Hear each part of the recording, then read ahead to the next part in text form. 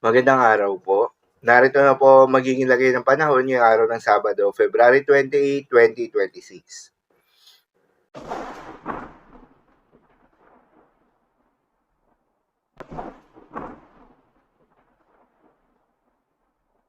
Sa kasalukuyan na tayo sa pag-asa, patuloy na umiiral itong northeast monsoon o hanging amihan at nakakaapekto sa may extreme northern Luzon.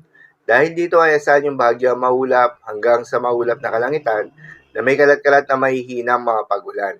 Habang easterlies o yung mainit na hangin naman na nanggagaling sa may silangan ang patuloy na nakakaapekto sa nalalaming bahagi pa ng ating bansa kasama ng Metro Manila.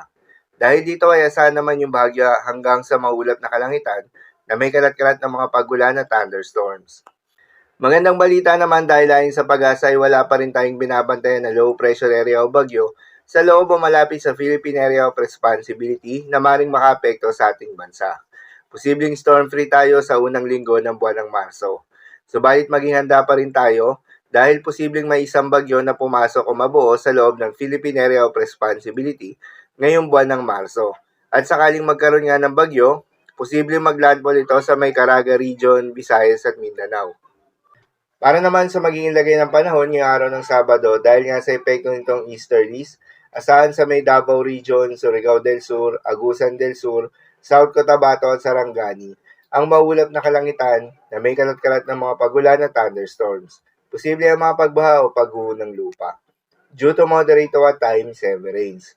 Habang sa may Batanes at Babuyan Islands ay asahan naman yung bahagya maulap hanggang sa maulap na kalangitan na may kalat-kalat na mga mahihinang pagulan na dulot naman ng northeast monsoon. At sa Metro Manila at nalalaming bahagi pa ng ating bansa, ay asahan naman yung bahagya maulap hanggang sa maulap na kalangitan na may kalat-kalat na mga pagulan o thunderstorms na dulot ng easterlies. Posible rin na mga pagbaha o pagguho ng lupa during severe thunderstorms. Madalas, nabobo ang mga thunderstorms na ito tuwing hapon o gabi na nagtatagal ng 1 hanggang 2 oras. Kaya naman ingat sa mga posibleng banta ng pagbaha at pagguho ng lupa, lalong-lalo na sa mga lugar na inuulan na noong mga nakaraang araw pa. Para naman sa magiging lagay ng mga dagat baybayin, ayon sa pag-asa ay wala pa rin tayong nakataas na gale warning sa anumang seaboards ng ating bansa, kaya naman malayong makakapamalaot yung mga kababayan nating mangingisda. At yung may mga maliliit na sasakyan pandagat, subalit iba yung pag-iingat pa rin, lalo na kung meron tayong offshore thunderstorms activity. Asahan yung paglakas ng hangin at kaakibat nito ay pagtaas rin ng mga pag-alon. So, yun lang po para sa lagay ng panahon ngayong araw ng Sabado. Keep safe, everyone.